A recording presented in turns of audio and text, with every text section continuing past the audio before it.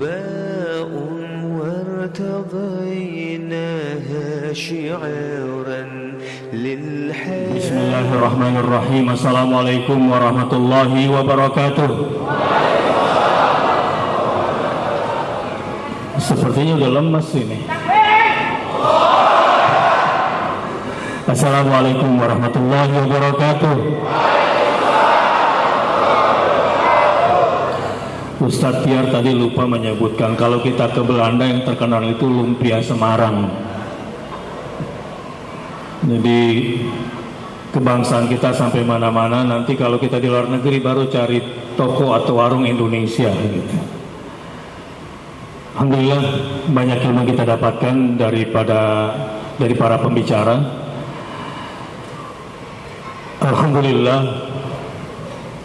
Alhamdulillahilladzi lahu mulkus samawati wal ard wa lam yakul lahu syarikun fil mulk. Alhamdulillahil qail Allahumma malikal mulk tu'til mulka man tasha' wa tanzi'ul mulka mimman tasha' wa tu'izzu man tasha' wa tudhillu man tasha' biyadikal khair innaka ala kulli syai'in qadir. Alhamdulillah Rabbin nas, Malikin nas, Ilahin nas. Asyhadu an la ilaha illallah wa asyhadu anna Muhammadar Rasulullah. Allahumma fassalli wa sallim wa barik ala nabiyyina wa habibina wa syafi'ina wa qa'idina wa maulana Muhammadin sallallahu alaihi wasallam wa ala alihi wa sahbihi wa sallim. Subhanaka la ilma lana illa ma'allamtana innaka antal alimul hakim. Subhanaka la ilma lana illa ma'allamtana innaka antal alimul hakim. Bahwa sesungguhnya kemerdekaan itu ialah hak segala bangsa, dan oleh sebab itu maka penjajahan di atas dunia harus dihapuskan karena tidak sesuai dengan peri kemanusiaan dan peri keadilan. Dan perjuangan pergerakan kemerdekaan Indonesia telah sampailah kepada saat yang berbahagia dengan selamat sentosa, mengantarkan rakyat Indonesia ke depan pintu gerbang kemerdekaan negara Indonesia yang merdeka, bersatu, berdaulat, adil dan makmur. Atas berkat rahmat Allah yang Maha Kuasa dengan didorongkan oleh keinginan luhur supaya berkehidupan kebangsaan yang bebas, maka rakyat Indonesia menyatakan dengan ini kemerdekaannya.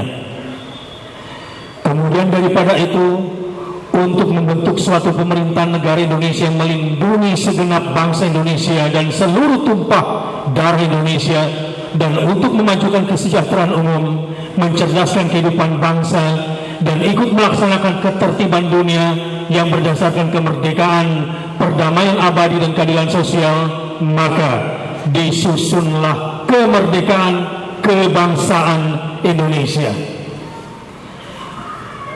Kemerdekaan kebangsaan Indonesia itu dalam satu undang-undang dasar negara Indonesia yang terbentuk dalam satu susunan negara Republik Indonesia yang berkedaulatan rakyat dengan berdasar kepada ketuhanan yang Maha Esa, kemanusiaan yang adil dan beradab, persatuan Indonesia, dan kerakyatan yang dipimpin oleh hikmat kebijaksanaan dalam permusyawaratan perwakilan, serta dengan mewujudkan suatu keadilan sosial bagi seluruh rakyat Indonesia.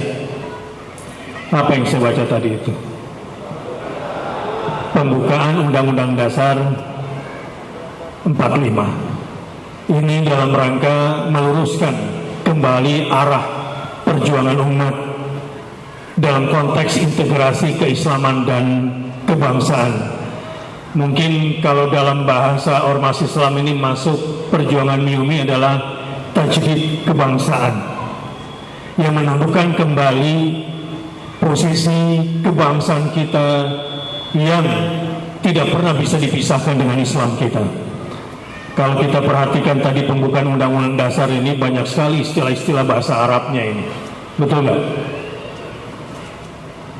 Jadi saya heran ada yang kalau orang bilang begini, Anda kalau mau bikin Islam di Indonesia ke Arab saja sono.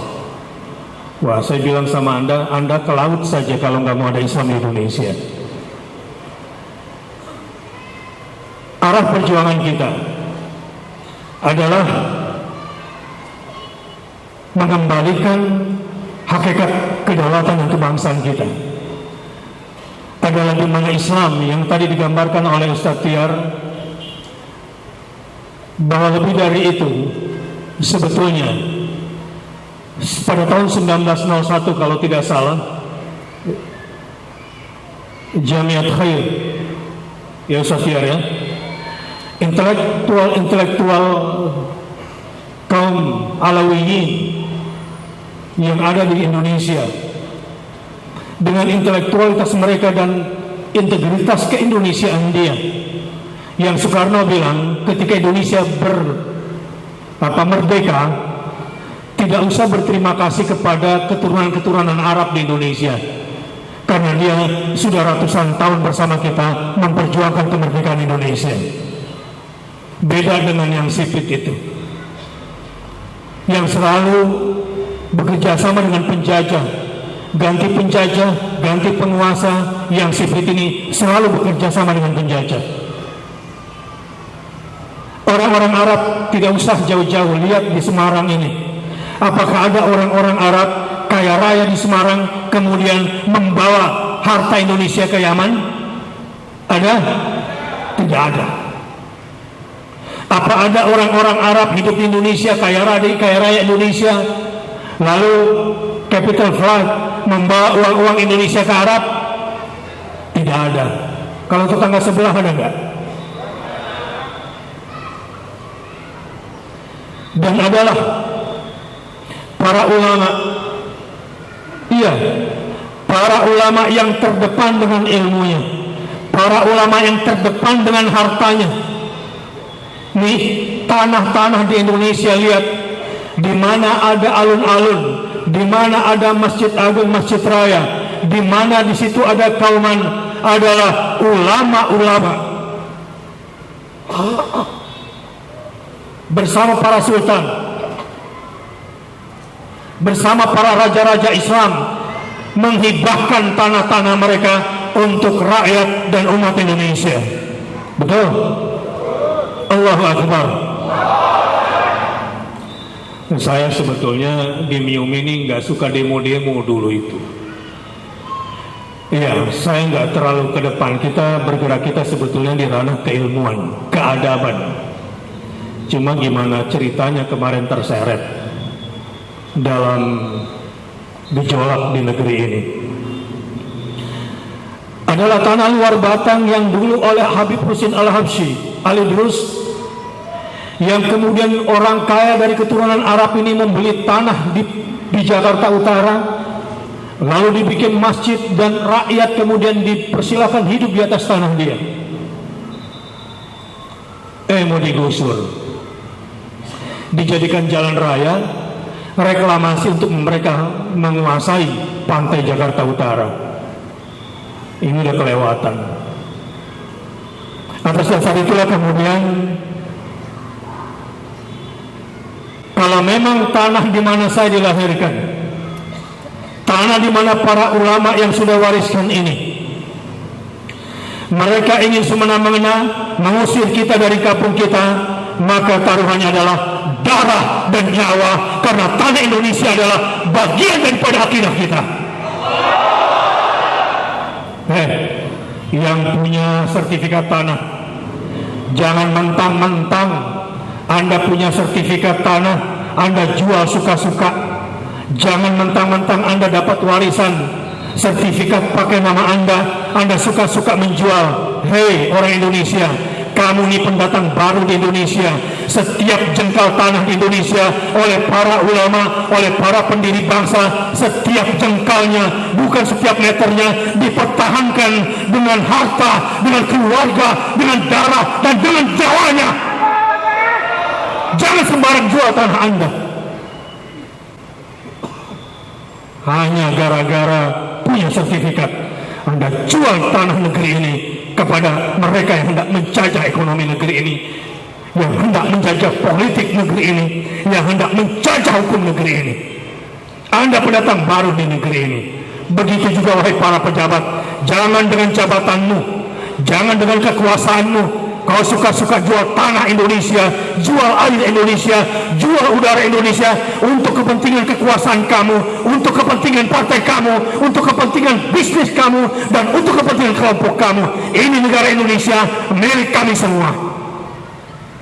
Saudara-saudara, para ulama, ketika Indonesia masih dijajah Nusantara pada saat itu, Indonesia kebagian dijajah oleh Belanda, dan Inggris dan kemudian Malaysia dijajah oleh Inggris, adalah para kaum Alawiyin yang kemudian menjadi induk semua ormas Islam di Indonesia ini, menulis surat dan menulis artikel dalam bahasa Arab untuk dikirim ke media-media Islam internasional di dunia Arab pada saat itu. Dan kemudian sampailah surat itu pula ke Khilafah Utsmaniyah di Turki Ottoman pada masa itu. Khilafah Islamiyah pada saat itu kemudian geram dengan penjajahan terhadap kaum muslimin yang ada di Nusantara. Belanda yang menjajah Indonesia, Inggris yang menjajah Malaysia, maka konsul Khilafah Islamiyah dari Turki Ottoman mendatangkan utusannya ke Indonesia dan menekan pemerintah Belanda agar tidak semena-mena menekan umat Islam yang ada di Indonesia. Adalah Khilafah Islamiyah dari Turki Ottoman yang punya perwakilan di Aceh dan punya perwakilan di Jawa Tengah, yang sampai hari ini masih ada bendera Khilafah Islamiyah itu sebagai perwakilan, yang menekan pemerintah Belanda, yang menekan pemerintahan Inggris. Khilafah Islamiyah di Turki itulah yang kemudian membuat gusar pemerintah Belanda, yang akhirnya membubarkan ormas yang dianggap punya hubungan dengan Khilafah Islamiyah. Jadi kalau hari ini ada yang benci kepada Khilafah Islamiyah,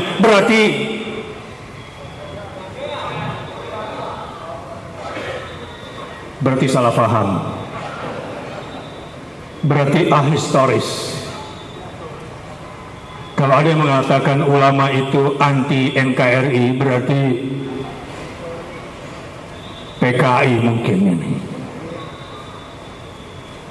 Iya, memang sejak negara ini didirikan, pada awal-awalnya pertarungan pemikiran di antara kaum nasionalis dan kaum Islamis tidak pernah berhenti sampai hari ini. Bahkan setiap kata di dalam Pancasila, setiap kata dalam pembukaan Undang-Undang Dasar itu betul-betul difikirkan secara cermat dan ditulis dengan perdebatan-perdebatan yang cukup sengit. Tapi alhamdulillah pada saat itu para ulama tidak pernah mundur untuk membawa negara Indonesia menuju baldatun thayyibatun wa rabbun ghafur. Ini perlu sedikit saya sampaikan sebagai mukaddimah, jadi baru mukaddimah ini, supaya kita mengembalikan dulu kebangsaan kita kepada sejarahnya yang benar dan kedudukan Islam, kedudukan para raja dan para sultan Islam, dan kedudukan para ulama serta umat Islam di Indonesia. Begitu juga hubungannya dengan Khilafah Islamiyah di Turki Ottoman pada masa itu, yang sampai hari ini sejarah tidak pernah bisa menghapusnya. Ada hubungan yang kuat. Nah, sekarang ke depan dan di tahun politik seperti ini, kemana arah perjuangan umat? Simpel saja, saya akan berbicara pada 2 poin. Satu, dalam memilih pemimpin. Yang kedua, dalam memilih calon anggota legislatif. Banyak yang salah paham, katanya tidak boleh ngomong politik di masjid. Kalau politik yang dilarang barangkali politik praktis. Kalau hari ini saya kampanye menyebut nama partai tertentu atau orang tertentu, mungkin saja secara etis tidak tepat. Tetapi kalau saya ingin berbicara atas nama keilmuan Islam sebagai komunitas ilmuwan di Majelis Intelektual dan Ulama Muda Indonesia, maka ini menjadi sesuatu yang lumrah untuk kita bicarakan masalah politik Islam di masjid. Memang di zaman Rasul tidak dikenal istilah siasah syar'iyah. Ini menjadi sebuah disiplin ilmu baru belakangan. Tetapi jika yang dimaksud dari sebuah politik adalah soal memilih pemimpin, soal memilih utusan, soal bagaimana menata kelola urusan berbangsa dan bernegara, maka Al-Quran dan As-Sunnah di situ sangat detail membahasnya, termasuk memilih presiden misalnya dan memilih calon legislatif di 2019 ini. Bismillahirrahmanirrahim. Sebelum sampai ke sana, mari sama-sama berdoa dulu dengan sama-sama mengucapkan Allahumma malikal mulki tu'til mulka man tasha wa tanzi'ul mulka mimman tasha wa tu'izzu man tasha wa tudhillu man tasha biyadikal khair innaka ala kulli syai'in qadir tulijul layla fin nahar wa tulijul nahara fil layl wa tukhrijul hayya minal mayyit wa tukhrijul mayyita minal hayy wa tarzuqu man tasha'u bighairi hisab. La ilaha illallah wahdahu la syarika lah lahul mulku wa lahul hamdu wa huwa ala kulli syai'in qadir wa la hawla wa la quwwata illa billahil aliyyil azim.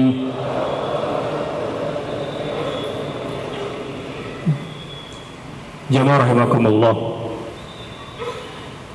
Rasulullah ketika mengirim surat kepada Hercules, bahasanya begini di muqaddimah, ila Herkul azimu ar-Rum, ila Herkul azimu ar-Rum. Tidak disebutkan ila Herkul malik ar-Rum.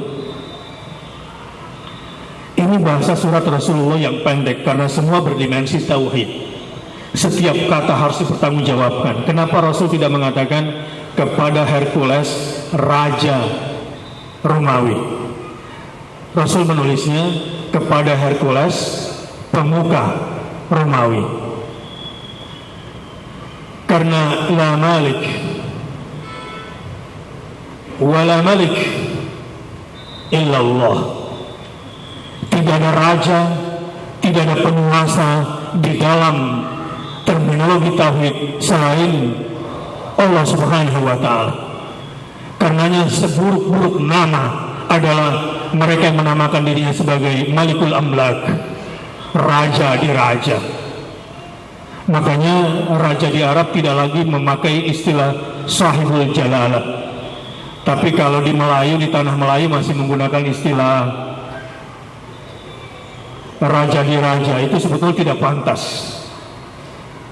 Nama yang paling Allah tidak suka adalah Malikul Amlak. Nanti di akhirat, Ainal Malik, Ainal Jabbarun, Ainal Mutakabbirun.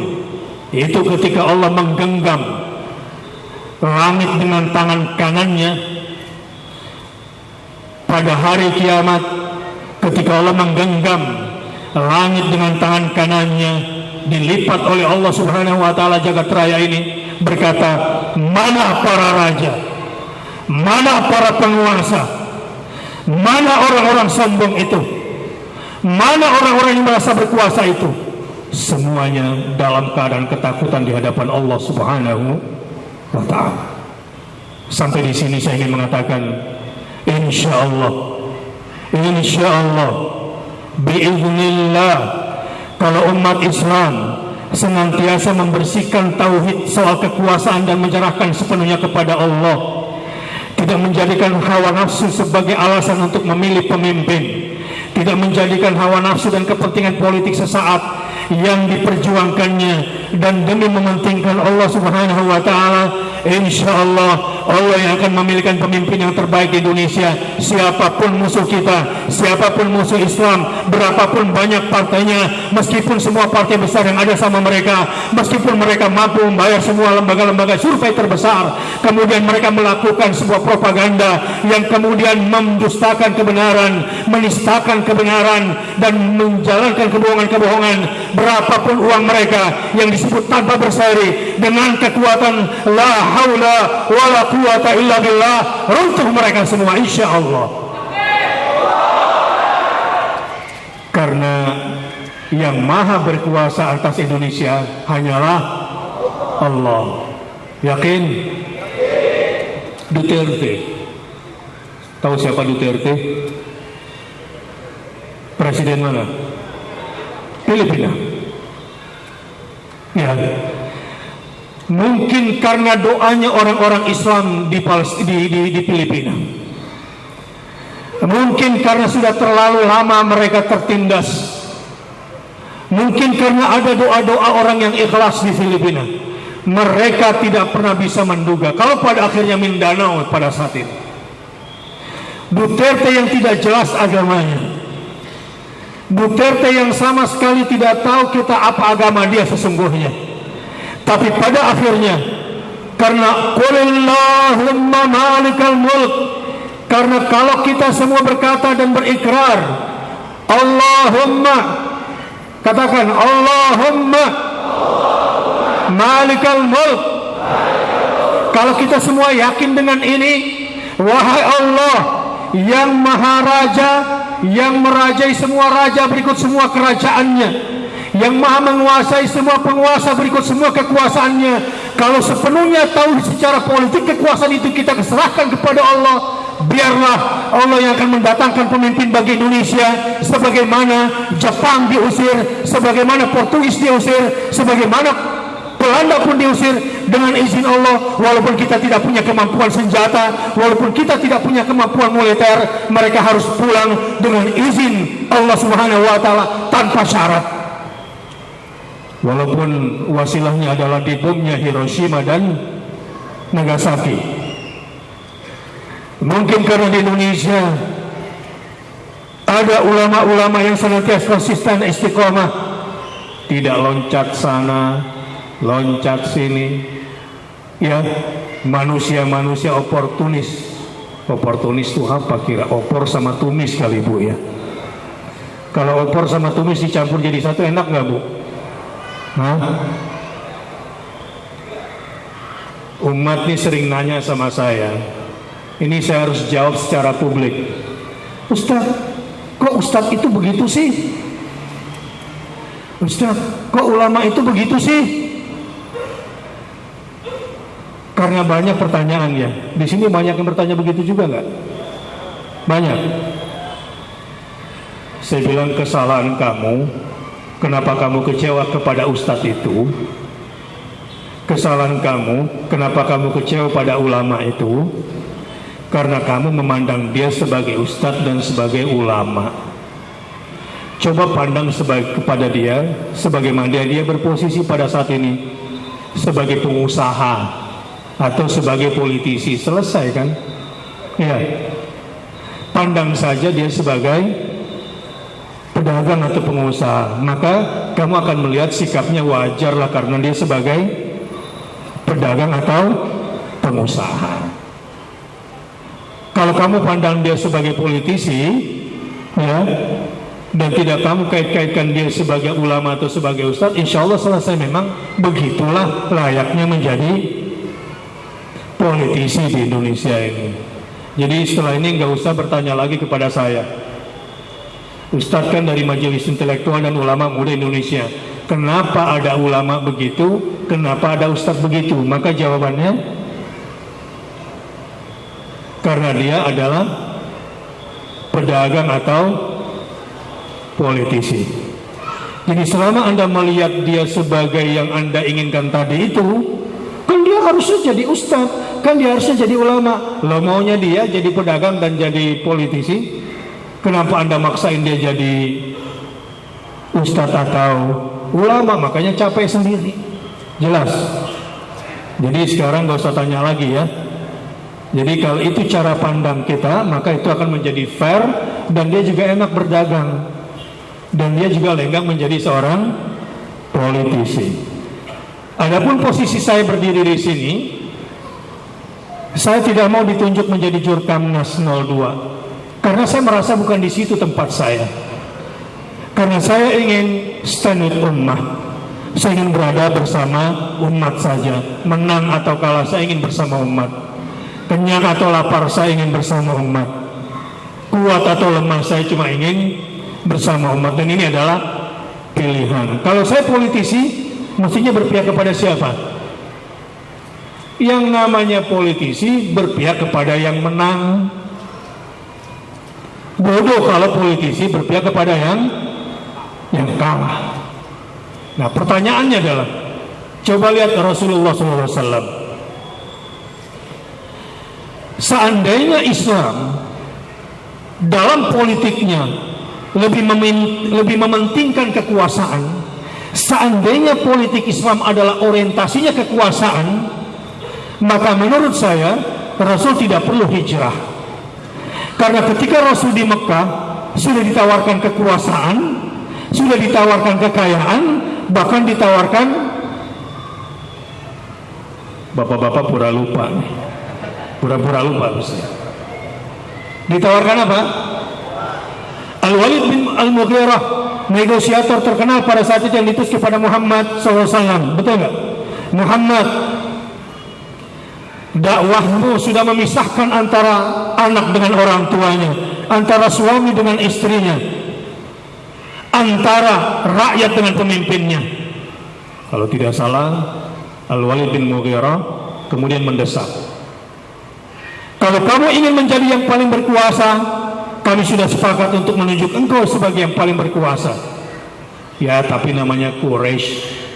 Nggak yakin saya kalau Muhammad SAW nanti dikasih presiden. Ya maksimal ketua MPR lah paling.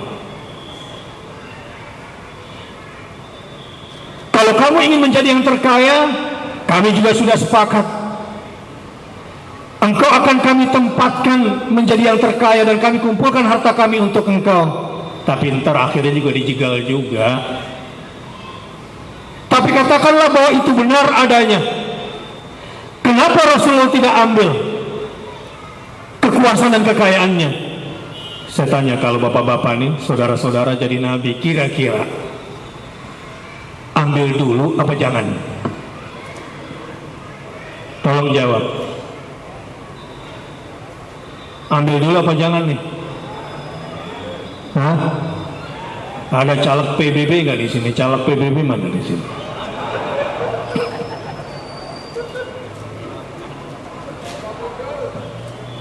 Kalau menurut PBB ambil dulu apa jangan? Bukan saya yang jawab ya, saya cuma bertanya. Seandainya orientasi politik Islam adalah kekuasaan, maka mungkin saya yang salah. Analisis saya secara sirah nabawiyah, mestinya Rasul tidak perlu hijrah kan? Ya. Bagaimana? Seandainya Rasul masih hidup, kita lebih, ya Rasulullah, ambil aja dulu kekuasaannya, ya kan? Ambil saja dulu hartanya, baru kita kemudian perbaiki dari dalam. Setuju? Setuju nggak? Mulutnya bilang enggak pada hari ini. Tapi seandainya Anda menjadi politisi murni, kira-kira ambil dulu apa jangan? Jelas? Jelas nggak cara pandang keulamaan dengan cara pandang politisi? Jelas?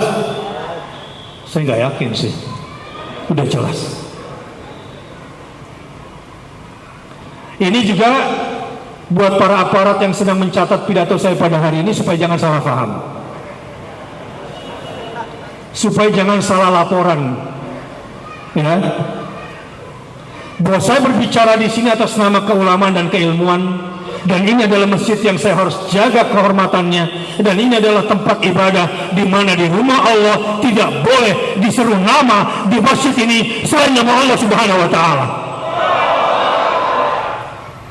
Menjadi komitmen saya, annal masajid lillah, semua masjid di Indonesia, semua masjid di seluruh dunia tidak boleh diseru di dalamnya selain nama Allah Subhanahu wa taala. Allahu Akbar.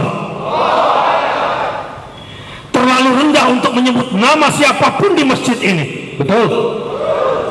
Terlalu rendah untuk menyebut nama pemimpin siapapun di muka bumi di masjid ini. Betul? Wa annal masajid lillah, bahwa semua masjid itu adalah miliknya Allah. dan tidak boleh menyeru siapapun di dalam masjid ini kecuali Allah Subhanahu wa taala. Takbir. Karenanya wahai para ulama, wahai para asatiz, jangan hinakan masjidmu, jangan rendahkan kedudukan tempat ibadahmu. Allah yang mengatakan ini, mengatakan itu semua. Fala tad'u ma'allahi ahadan. Enggak boleh menyeru nama siapapun bersama Allah di masjid ini. Jelas. Tapi Ustaz, politik itu penting enggak? Penting. Presiden pilihan kita sendiri penting enggak? Penting. Karena kekuasaan adalah salah satu instrumen penting dakwah. Saya bilang apa tadi? Kekuasaan adalah salah satu instrumen penting dakwah. Betul. Yang menghalangi dakwah Rasul di Mekah siapa? Penguasa. Penghalang utama dakwah Rasul di Mekah pada situ apa? Kekuasaan. Betul nggak? Coba lihat dulu positioningnya di sini. Penting.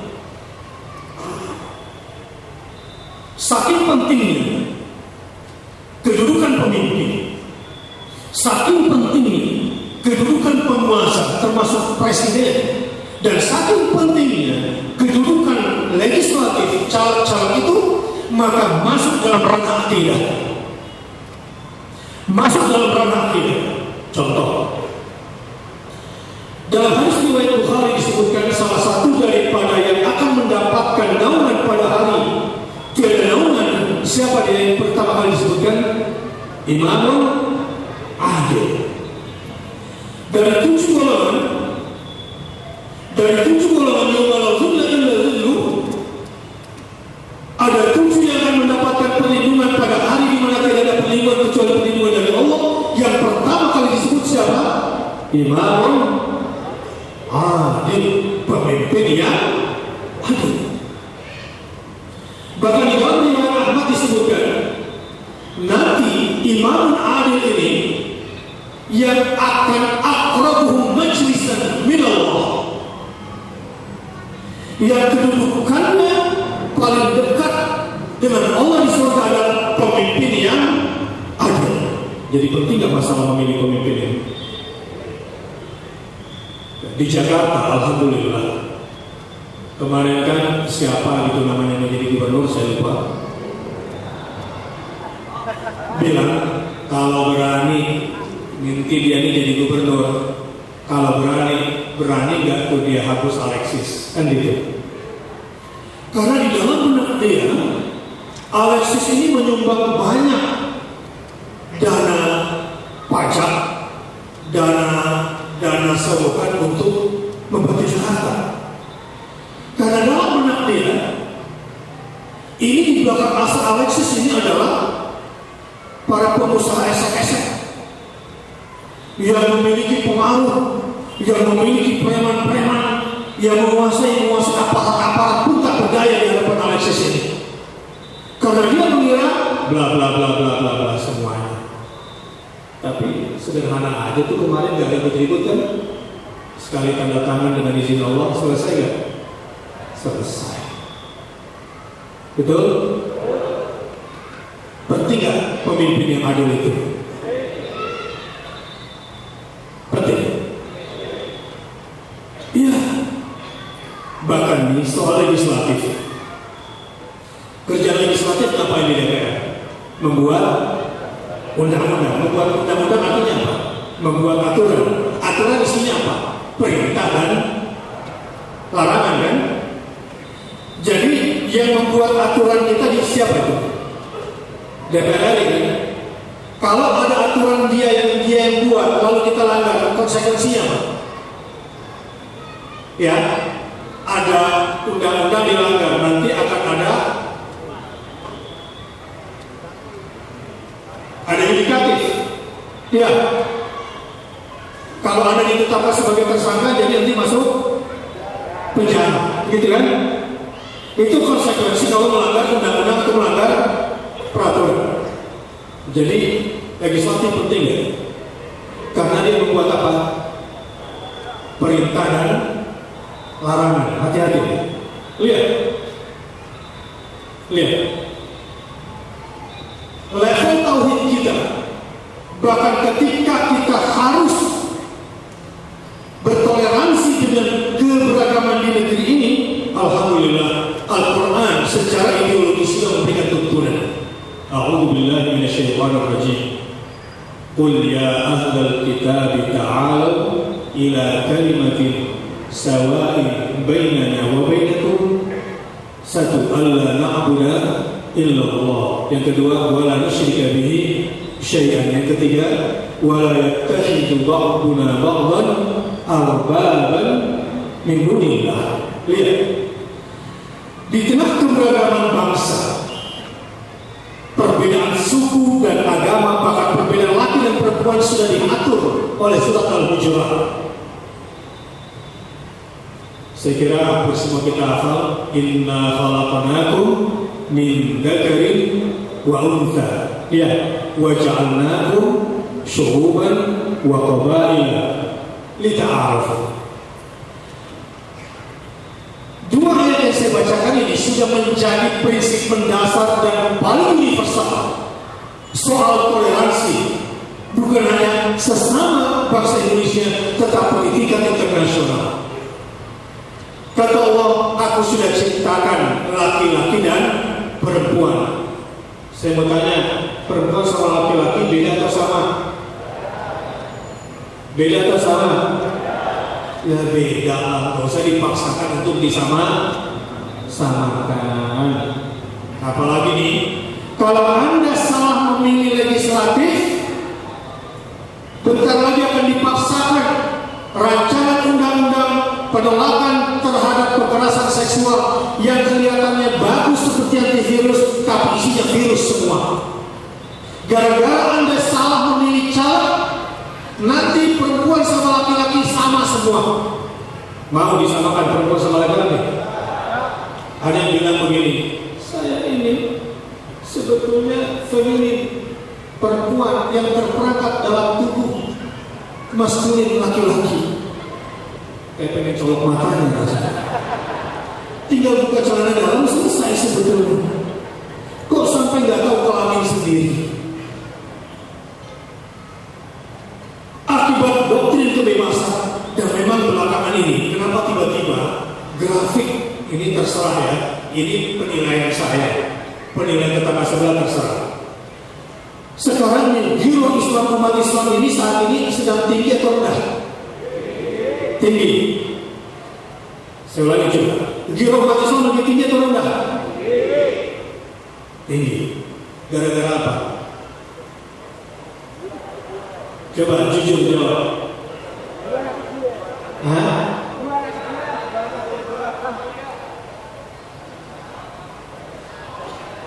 Itu sebetulnya peristiwa Jakarta hanya sebagai akumulasi saja sebetulnya. Iya, akumulasi. Ini saya bantu membacakan.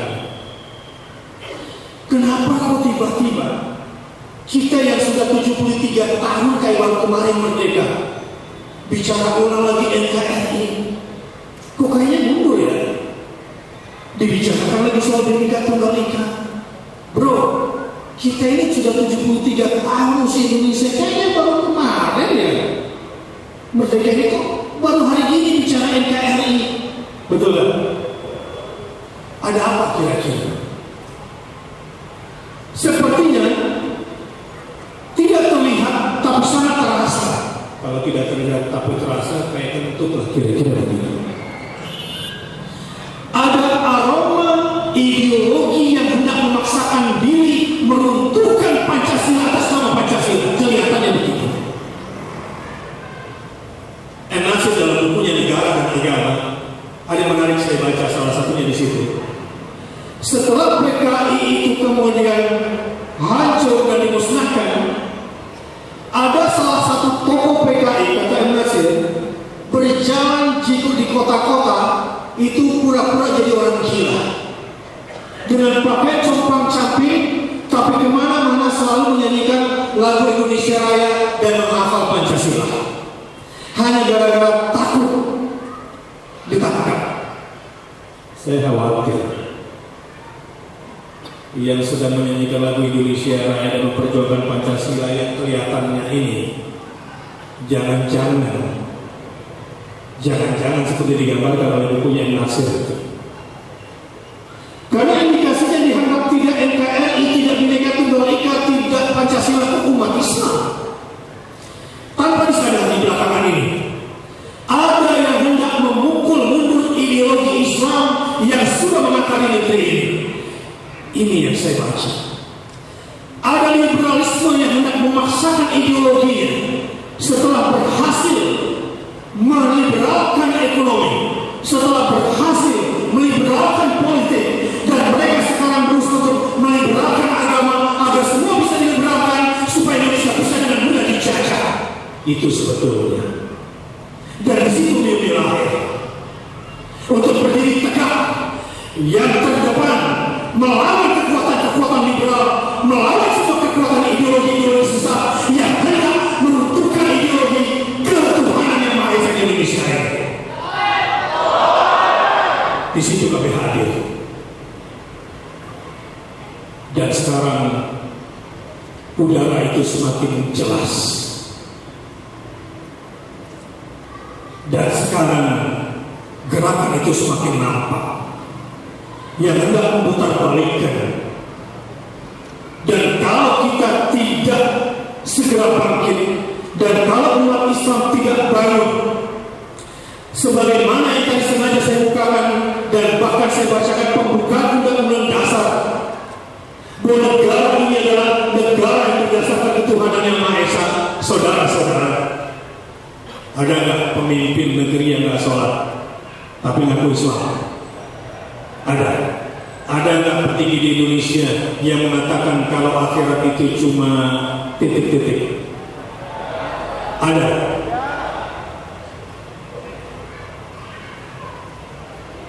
La ilaha illallah. Orang-orang yang berani meruntuhkan sila pertama, orang-orang yang berani mengabaikan sila ketuhanan yang Maha Esa, maka bagi dia mudah merontokkan sila kedua sampai sila kelima. Betul? Jadi pertanyaannya, umat yang mana yang paling konsen mempertahankan sila pertama? Islam. Dan apakah ada sila kelima kalau tidak ada sila pertama? Apakah tegak sila keempat kalau tidak ada sila pertama? Apakah terjadi persatuan Indonesia tanpa sila pertama? Tadi Ustaz yang mengatakan Islamlah yang menjadi pelopor, Islamlah yang menjadi yang terdepan, lokomotif yang membuat Indonesia yang sekarang menjadi negara kesatuan. Walaupun di pembukaan undang-undang tidak disebutkan negara kesatuan Republik Indonesia itu, tapi atas inisiatif tokoh-tokoh Islam, atas inisiatif para ulama, maka dijadikanlah negara ini negara kesatuan Republik Indonesia. Siapa tokohnya? Umat Islam. Betul nggak Ustaz ya? Itu pasca Republik Indonesia Serikat ya? Diperkuat itu semua. Jadi saudara-saudara, percaya inilah kalau Anda menjadi seorang muslim. Dan insya Allah saya ingin kasih bisyarah sekarang, kasih kabar gembira. Kabar gembiranya saya melihat Islam di Indonesia dengan spektrum internasional. Iya, karenanya cara pandang saya dan mungkin orasi-orasi saya tidak banyak curhat. Karena saya melihat sebetulnya Islam atau umat Islam atau sosok Islam di Indonesia ini insya Allah sudah di atas rata-rata dunia Islam. Tapi begini. Saya sebagai seorang dai, semua para dai di sini juga nggak menyangka kalau tiba-tiba umat Islam terbesar dunia adalah Indonesia. Betul nggak? Kita tidak pernah membayangkan kan? Tapi pertanyaannya, apakah semua ini hanyalah sebuah kebetulan? Tidak. Saya berpikir lebih maju. Kira-kira apa ya maksud Allah? Kenapa menakdirkan pada akhirnya bangsa di Nusantara ini yang paling banyak pemeluk Islamnya? Pertanyaan saya yang kedua, apakah saya harus stagnan? Apakah saya harus berhenti bangga bahwa alhamdulillah secara kuantitatif, secara jumlah, secara populasi kami yang terbanyak? Saya tidak mau berhenti di situ. Saya selalu bertanya, kalau memang kita yang terbanyak, pertanyaannya, apakah sudah menjadi terbanyak memberikan manfaat kepada dunia Islam? Kalau memang kita adalah umat Islam terbesar, apakah secara kualitatif kita sudah memberikan manfaat paling besar untuk dunia? Tidak. Atau belum? Saya melihat sebelum dari Turki, hampir seluruh dunia Islam yang pecah belah. Irak hancur atau tidak? Suriah hancur atau tidak? Dituduh apa Irak dan Suriah itu? Apa? Teroris. Afghanistan hancur atau tidak? Dituduh apa? Dulu istilahnya apa? Kalau sekarang terorisme, dulu di zaman Afghanistan apa tuduhannya? Radikalisme. Percaya semua kalimat-kalimat itu. Wahai para aparat, wahai para pejabat yang sering meletakkan radikalisme pada Islam, terorisme pada Islam, buka mata kalian, buka telinga kalian. Maksud dari semua kata itu adalah menghancurkan dunia Islam, memporak-porandakan dunia Islam. Ia hancur atas tuduhan terorisme. Apa? Ada terorisme di sana. Dan siapa teroris sesungguhnya? Suriah hancur-hancuran. Siapa teroris sesungguhnya? Afghanistan hancur. Siapa membunuh jutaan manusia yang sesungguhnya? Masih tulikah kamu? Masih butakah kamu? Umat Islam yang menjadi korban, tapi umat Islam yang terus sebagai radikal dan teroris. Di mana telinga kamu? Tapi sejauh ini, alhamdulillah, saya mau tanya, umat Islam, apakah kalian mau diadu domba sehingga hancur Indonesia seperti Irak? Umat Islam, apakah kalian perang saudara sehingga hancur seperti Yaman? Umat Islam, wahai umat Islam di Asia Tenggara, maukah engkau dipecah belah Indonesia lawan Malaysia, Malaysia lawan Singapura, Singapura kemudian Muslimnya lawan Thailand, kemudian kita pecah belah seperti apa? Siap bersatu, siap bersaudara, siap berkuat persaudaraan. Takbir. Mau diprovokasi, mau dipecah belah, mau konsumsi hoax setiap hari. Insya Allah umat Islam dimenangkan oleh Allah Subhanahu wa Ta'ala. Dan dunia Islam sekarang menanti cuma karena saya rakyat biasa. Wahai Bakhtiar Nasir, mungkin nggak kami kata orang Uyghur. Wahai Bakhtiar Nasir, kata orang-orang Suriah, mungkin nggak kami tinggal di Indonesia. Mungkin nggak anak-anak kami kemudian bisa sekolah di Indonesia. Mungkin nggak anak-anak kami bisa kuliah di Indonesia. Kami ingin ke negeri Anda, karena negeri Anda umat Islam terbesar sedunia. Orang-orang yang santun, orang-orang yang suka bersaudara, orang-orang yang suka membantu saudara muslimnya, orang-orang yang sering mengirimkan makanan dan obat-obatan kepada kami. Kami ingin tinggal bersama Anda, karena negara Anda aman, negara Anda kemudian diberikan nikmat oleh Allah. Jawabnya apa kira-kira? Kalau buat presiden ini sih boleh-boleh aja. Cuma persoalannya kan kita bukan. Beruntungnya Turki dikasih pemimpin Erdogan. Karena dia sebagai pemimpin, dia bisa datangi sendiri itu Rohingya agar hentikan yang namanya pembantaian manusia di situ. Karena dia pemimpin yang memang memperhatikan Islam dan dunia Islam, akhirnya semua muslim-muslim di sana, bahkan ulama-ulama dunia yang tertindas sekarang berkumpul di sana dan ditampung. Senang nggak kalau punya pemimpin yang cinta Islam? Senang nggak kalau punya pemimpin yang melindungi umat Islam? Senang nggak kalau punya pemimpin yang melindungi para ulama dan aktivis? Senang? Insya Allah kita akan diberikan. Allahu Akbar. Tapi dengan satu syarat, senantiasa bertauhid. Ya, kekuasaan milik siapa? Kekuasaan milik siapa? Kalau kekuasaan milik Allah, kalau tauhid kita bersih, begitu. Alhamdulillah.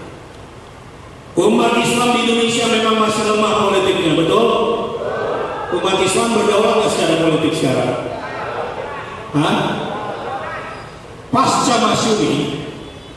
Pasca Masyumi kemudian dibubarkan. Sejak saat itulah secara politik umat Islam sebelum pemilu selalu dijadikan sebagai pemanis saja. Iya, tiba-tiba caleg pakai sorban kayak gue. Banyak kan? Tiba-tiba pada mengunjungi pesantren, betul? Tiba-tiba menjadikan masjid sebagai pusat-pusat kegiatan mereka, benar nggak? Mau begitu terus? Dibohongin terus mau? Mau? Pasca dibubarkannya Masyumi, posisi umat Islam setelah pemilu biasanya tukang dorong mobil mogok, betul nggak? Setelah dorong mobil mogok ditinggalin, betul nggak? Mau begitu terus? Mau begitu terus? Tahu nggak di antara penyebabnya? Karena kamu mau dipecah belah, karena kamu mau dibentur-benturkan. Di sini cebong, di sana kampret. Ada bilang cebongers, kampretos, apa gitu? Saling menghinakan, membinakankan masing-masing. Wahabi, transnasional, radikal. Kok mau-maunya pakai istilah yang saya katakan tadi? Istilah itu cuma untuk menghancurkan umat Islam, betul nggak? Mau begitu terus? Dan kesalahan terbesar Anda, wahai umat Islam, mau punya pemimpin yang adil berpihak pada umat Islam, tapi membiarkan pemimpinnya dibiayai, dimodali oleh cukong-cukong politik. Itu kesalahanmu. Kalau pemimpinmu yang kau coblos dibiayai oleh cukong-cukong politik, nanti kekuasaannya mengabdi kepada siapa? Kalau kau biarkan dia dibiayai oleh cukong-cukong politik, kamu diperhatikan atau tidak? Terus bagaimana kira-kira? Bagaimana kira-kira? Hei, mimpi punya calon pemimpin dari kalangan umat Islam yang punya duit banyak, nggak akan ada. Tidak akan ada. Coba-coba nih, kalau ada pengusaha muslim punya uang 1 triliun, 2 triliun di rekeningnya, jangankan 1 triliun, 2 triliun, 300-500 miliar mulai dipantau. Ini orang berbahaya karena dia akan bisa menentukan bupati dan wali kota di kampungnya. Ini bahaya.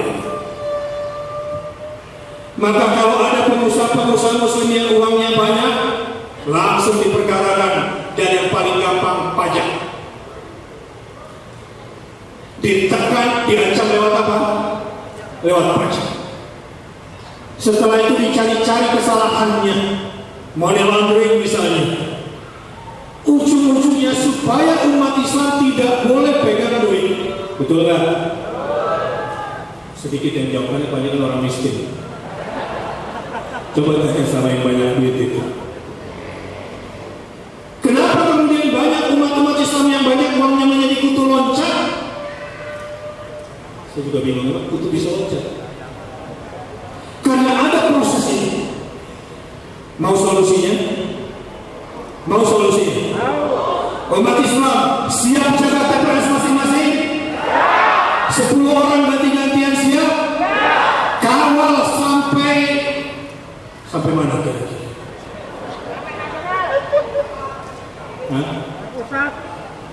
Susah juga mau camat sampai lurah sampai manapun, pada akhirnya nanti di komputer bisa dimainkan. Wahai hacker-hacker, siap pengawal? Kawal? Siap bawa nasi bungkus sendiri? Siap bawa minuman sendiri?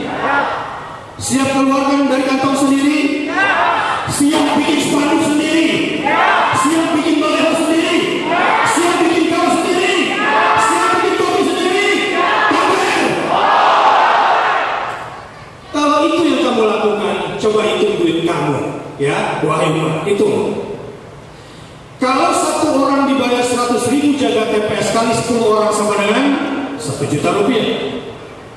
Itu baru 10 orang yang jaga. Ada 840.000 TPS di Indonesia. Jadi berapa uang yang kita keluarkan?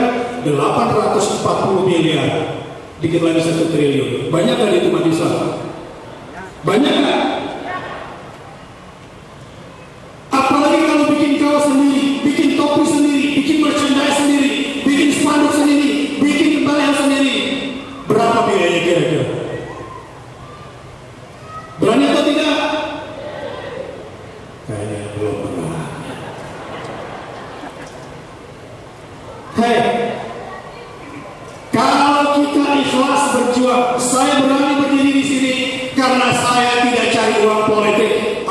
alhamdulillah.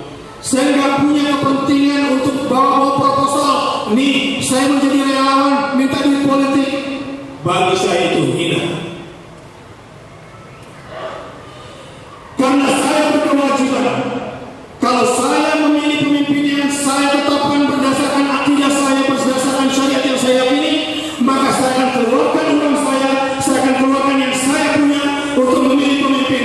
Karenanya Allah Subhanahu wa Ta'ala akan menjaga pemimpin ini agar dia tidak berkhianat kepada rakyatnya.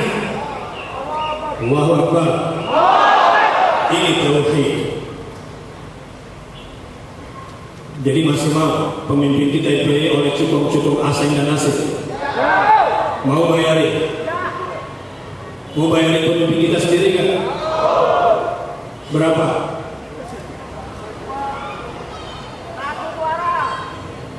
Saya nggak mau minta uang Anda, tapi Anda sendiri silakan yang berkreasi, yang berbuat. TPS dibuat, kalau perlu Anda bikin tenda sendiri di samping yang lebih bagus dari tenda TPS. Bawa minuman sendiri supaya gantian di situ jaga, supaya Indonesia ini dapat menyelenggarakan pemilu yang jujur, adil dan bebas. Sepakat? Tapi kalau habis coblos kemudian pulang tidur, ya sudah. Ya, maksudnya pakai kuku dia dicoret, pakai kuku dia dibolongin semua, kalian semua akan dicurangi semua. Siap jaga? Ya. Itu tadi 840 miliar hanya ketika masing-masing menjadi relawan menjaga TPS. Bagaimana kalau berani bikin kaos sendiri? Berani bikin spanduk sendiri? Berani bikin baliho sendiri? Karena cinta pada pemimpinnya, ikhlas karena Allah. Memang kita tidak mendapatkan pemimpin yang ideal. Para ulama sepakat pilihannya rata-rata akhafud dhararain. Yang terbaik di antara yang buruk. Tapi orang bijaksana bukanlah orang yang bisa membedakan mana yang baik dan mana yang buruk. Orang bijaksana di antara kita adalah yang mampu membedakan yang terbaik di antara yang baik, yang terburuk di antara yang buruk. Itu orang bijaksana. Kalau kita dihadapkan kepada dua pilihan buruk dua-duanya, jangan pilih yang terburuk. Pilih yang paling kecil kerusakannya. Itu proses pengambilan keputusan. Kalau memang itu sudah menjadi keputusan kamu, wajahidu bi amwalikum, sehingga min anfusikum, berjuang dengan hartamu, dengan tenagamu, dengan waktumu, dengan skillmu, dengan networkingmu, dengan apa yang kamu miliki. Ini kalau umat Islam mau menang. Sekali lagi saya mau tanya, mau menang atau tidak? Mau menang atau tidak? Mau mendapatkan pemimpin yang adil atau tidak? Kalau ini terjadi tinggal satu langkah, ilmunya satu langkah saja. Buka surah An-Nur ayat 55 sebagai penutup. A'udzu billahi minasyaitonir rajim. Orang kalau ngajinya malas, pasti bacanya salah. A'udzu billahi minasyaitonir rajim. Pasti bacanya salah semua. Makharijul hurufnya salah. Ada yang ngajinya kayak gini. Pasti salah semua bacaan. Nggak boleh membaca Quran begitu. Harus semangat, karena kalau semangat organ-organ tubuhnya bekerja dan siap untuk mengucapkan setiap huruf dengan benar. Siap semangat? Ya. Ini terakhir dari ceramah saya di sudut arah umat ini ada pada surah An-Nur ayat 55. Ini isi seluruh ceramah saya di sini di ayat ini. A'udzu billahi minasyaitonir rajim. Bismillahirrahmanirrahim. Wa'adallahu alladhina amanu minkum wa 'amilus shalihat. Lihat, percaya nggak pada janji Allah? Yakin nggak pada janji Allah? Yakin nggak janji Allah pasti ditepati? Yakin nggak janji Allah pasti menguntungkan kita? kepadanya. Apa janji Allah di ayat ini? Allah berjanji kepada orang yang beriman di antara kalian dan beramal saleh. Kepada siapa janji Allah ditujukan? Oh, bukan kepada orang beriman saja, tapi kepada orang yang beriman yang menyempurnakan imannya dengan amal saleh. Siap beriman dan beramal saleh?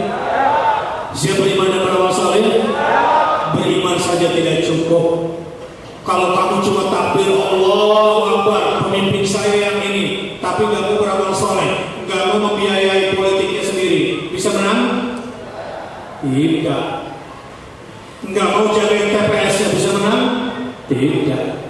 Karena janji Allah hanya berlaku pada yang beriman dan beramal saleh. Siap beramal saleh? Siap menyebarkan kesalehan? Siap bersatu? Siap bersaudara? Siap memenangkan Islam? Kalau itu sudah siap, lihat ada 3 janji Allah buat Anda. Yang pertama, ikuti saya, la yastakhlifannahum fil ardi kama istakhlafal ladzina min qablihim. Ini janji Allah yang pertama, istikhlaf.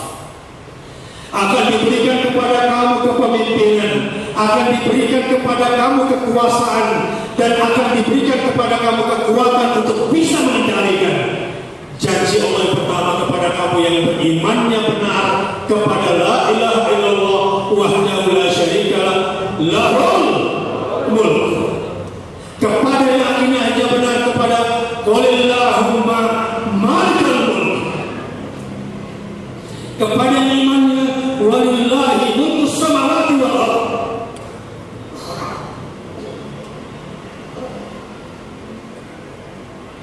Kepada orang yang beriman seperti itu, baru kemudian wa amilus shalihat, menentukan pilihannya dengan benar, sungguh-sungguh menentukan pilihannya untuk Islamnya, lalu kemudian mengeluarkan harta, mengeluarkan tenaga, dan menyebarkan kebaikan. Kepada kamu dijanjikan kepemimpinan. Tapi apakah Allah hanya memberikan kepemimpinan kekuasaan? Bukan untuk itu Islam. Politik Islam bukan untuk hanya kekuasaan, tetapi yang kedua yang Allah berikan adalah, ikuti saya, wa la yumakkinanna lahum dinahum alladzi tawallahu. Yang kedua kata Allah, tujuan daripada kepemimpinan yang diberikan kepada kamu, Allah akan berikan kepada kamu juga. Apa itu tujuan kekuasaan? Allah akan jayakan agama kamu, agama yang Allah sudah ridhoi buat kamu. Allah akan buat kamu bebas mendirikan agama, bebas menegakkan agama. Kalau sekarang banyakkah umat Islam yang takut pada syariat Islam? Banyakkah umat Islam yang takut menegakkan syariat Islam? Kenapa? Kenapa? Yang benci kepada syariat Islam non-Muslim atau umat Islam di Indonesia ini? Survei membuktikan umat Islam yang mau syariat Islam cuma 20%. Takut pada agamanya sendiri karena tidak kenal agamanya. Betul kan? Itu gara-gara apa? Agama itu belum mantap di hati kamu, makanya kamu takut bersaudara atas nama agama. Al-Muslimu akhul Muslim. Tidak ada persaudaraan yang kokoh yang mendatangkan pertolongan Allah kecuali persaudaraan berdasarkan agama, berdasarkan Islam. Siap saudara? Atas nama Islam siap? Al-akhillau yawma idzin ba'dhum li ba'dhin aduwwun.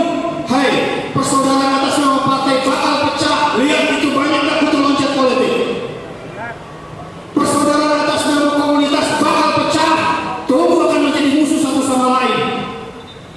Persatuan atas nama klub akan pecah, atas nama suku akan pecah, atas nama alumni akan pecah dan akan menjadi musuh. Ilal muttaqin, kecuali persaudaraan berdasarkan ketakwaan, yaitu persaudaraan berdasarkan Islam. Siapa itu saudara atas nama Islam? Dan umat Islam tidak dibatasi teritorial. Persaudaraan kita satu di muka bumi ini, tidak dibatasi oleh negara-negara, tanah dan air. Siapa saudara atas nama Islam? Insya Allah kalau itu yang terjadi maka kamu akan tentram menjalankan agama. Apa maksud kita menjalankan agama? Yang ketiga, janji Allah buat kamu, kamu akan diberikan tahapan pertama berkuasa. Yang kedua diberikan tahapan selanjutnya adalah agar kamu bisa menegakkan agama. Tapi tujuan dari semuanya, wala yubaddilanna lahum min ba'di khaufihim amna. Agar Allah ganti situasi yang menakutkan kamu menjadi sesuatu yang mengamankan kamu. Yang tadinya kamu ketakutan, setelah itu kamu akan menjadi aman, seaman-amannya. Dan itu semua akan terjadi kalau kamu berkuasa dengan adil. Tujuan untuk menegakkan agama dan memberikan kedamaian, kesejahteraan, keadilan bagi semua. Itulah tujuan kekuasaan di dalam Islam. Siap memenangkan Islam? Hanya Islam kalau menang yang bisa memberikan yang tiga itu: keamanan, kesejahteraan, dan ketentraman kehidupan bangsa yang berbahagia dan sentosa lahir dan batin. Selesai sudah materi saya pada hari ini. Mudah-mudahan bisa ditangkap dengan jelas. Makanya salah memilih calon, kamu akan menjadi orang musyrik. Saya ulangi, salah memilih calon, kamu jadi musyrik. Saya ulangi sekali lagi, salah memilih calon legislatif, kamu bisa musyrik. Kasar banget bahasanya Ustaz. Ahlul kitab pernah protes kepada Rasulullah ketika dikatakan lanjutan ayat kalimatun sawa itu baru bisa tegak persatuan kita itu kalau satu, la nusyrika la na'budu illallah wa la nusyrika bihi syai'an wa la yattakhidhu ba'duna ba'dan arbaban. Ya Muhammad, kami ini ahlul kitab tidak pernah menyembah rahib-rahib kami. Kami tidak pernah menyekutukan Tuhan kami dengan mengkultuskan pendeta-pendeta kami. Kenapa kau tuduh kami musyrik? Rasul kemudian berkata kepada mereka, bukankah perintah mereka kamu taati? Iya. Bukankah larangan mereka kamu jauhi? Iya. Di situ kemusyrikannya. Kemusyrikan adalah ketika kamu menjalankan perintah orang yang kamu taati itu bertentangan dengan perintah Allah Subhanahu wa taala. Kemusyrikan adalah juga ketika kamu menjauhi larangan dan larangan itu bertentangan dengan larangan Allah Subhanahu wa taala.